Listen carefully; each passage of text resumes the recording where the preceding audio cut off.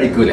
അവിടെ tiffin box പഴം വെച്ച് തിരിച്ച് അതുപോലെ പഴം കൊണ്ടുവന്നിട്ട് പറഞ്ഞ് ഞാൻ പഴം കഴിക്കൂല എന്ന് ഉമ്മ അറിയില്ലെന്ന് ചോദിച്ചു. ഉമ്മ പറഞ്ഞാൽ അറിയാം, പിന്നെ എന്തിനാണ് എന്റെ ടിഫിൻ ബോക്സ് പഴം വെച്ചത്?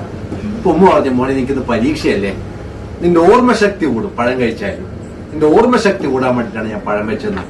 അപ്പൊ അവന്റെ മറുപടി, പഠിപ്പ് കഴിഞ്ഞ് പരീക്ഷയും കഴിഞ്ഞിട്ടാണ് ഞാൻ പഴം തിന്നത്, പിന്നെ എന്തെങ്കിലും ഓർമ്മശക്തി പതച്ചുമായിരുന്നു ഉമ്മാന്റെ ഭാര്യ. അമ്മാര് വർത്താനമ്മ എന്റെ സ്വന്തം മായി. അവന് 3 വയസ്സുള്ള സമയം ഞാൻ അവനോട് ഐ ലവ് യു എന്ന് പറഞ്ഞു. അപ്പൊ എന്നോട് പറഞ്ഞു, ഉപ്പ ഐ ലവ് യു അങ്ങനെ പറയണ്ട ഉപ്പ, ഇങ്ങനെ കാണിച്ചാൽ മതി. ഐ ലവ് യു ആണ്, ഇങ്ങനെ കാണിച്ചാലും അത് ഐ ലവ് യു തന്നെയാണ്. സൈസ് സാധനമാണ്, എന്റെ തന്നെയാണ്. എനിക്ക് ഉറപ്പുണ്ടാവും എനിക്ക് UKG പ്രേമം ഉണ്ടാവും. അതാണ് അവന്റെ പോക്ക്.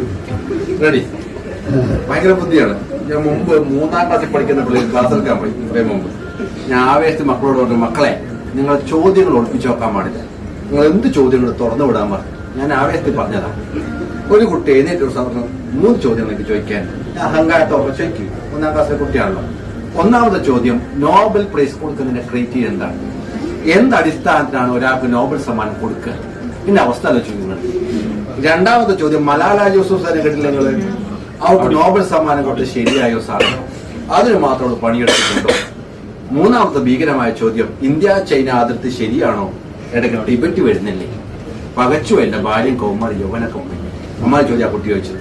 അത് കഴിഞ്ഞപ്പോ തൊട്ടടുത്ത കുട്ടി പറഞ്ഞു, സാർ എനിക്കുണ്ട് ചോദ്യം. നമ്മൾ തുറന്നു വിട്ടോ, മനുഷ്യനാണോ തെങ്ങിനാണോ ഭാരം കൂടുതൽ? ഞാൻ പറഞ്ഞു, തെങ്ങ്. കാറ്റ് വരുമ്പോൾ തെങ്ങാടുന്നു, മനുഷ്യനാടുന്നല്ലേ എന്തുകൊണ്ട്? ചോദ്യങ്ങളൊക്കെ അവർ ചോദിക്കും. CCOD കൊണ്ടാണ്, ബുദ്ധി കൂടുതലാണ് അവർക്ക്. അപ്പൊ അതിന്റെ ഇമ്പാക്ട് മൊത്തം കാണാൻ പറ്റും. മാത്രമല്ല ഇപ്പോഴത്തെ ജനറേഷന്റെ വേറെ പ്രത്യേകത, അവർക്ക് ബിസിനസ് മൈൻഡ് കൂടുതലാണ്. കുറെ വെറൈറ്റി ബിസിനസ് ഐഡിയ ആയിട്ട് നിങ്ങളെ മക്കളെ ഇപ്പം വരുന്നുണ്ടാവും, ഉണ്ടാവില്ലേ? അങ്ങനെ ഉണ്ടാവും. അത് ഈ മക്കളെ പ്രത്യേകതയാണ്. കുറച്ചു ദിവസം മുമ്പ് എന്നെ കാണാൻ വന്ന് പരപ്പനങ്ങാടുന്ന ഒരു ചെക്കനാ. അവൻ ഇപ്പൊ 18 വയസ്സ്. ഇപ്പൊ അവന്റെ അണ്ടറിൽ 5 സ്റ്റാഫ് ഉണ്ട്. 5 8 സ്റ്റാഫ് ഉണ്ട്. അവൻ 5 കൊല്ലം മുമ്പ് തുടങ്ങിയ കമ്പനിയാണ്. അവൻ 13ാമത്തെ വയസ്സിലാണ് കമ്പനി തുടങ്ങുന്നത്. വേറെ ഞാൻ മലപ്പുറത്ത് കണ്ട്, സഫ്വാൻ അവന്റെ പേര്.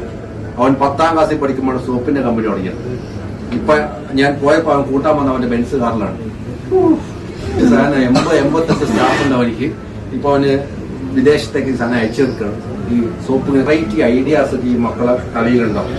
അതൊക്കെ ബിസിനസ് ആയിട്ട് പുറത്തു വരട്ടെ. നല്ല ബിസിനസ് സംരംഭങ്ങൾ ഉണ്ടാവും. ഇപ്പത്തെ ലോഗോ ഡിഷൻ ഇല്ല, ആരാണ് അയാള്? ലോഗോ ഡിഷൻ ആരാ അറിയില്ല, ചെങ്ങേനാ. Elon Musk. വെറൈറ്റി ബിസിനസ് നിങ്ങൾ തുടങ്ങണം.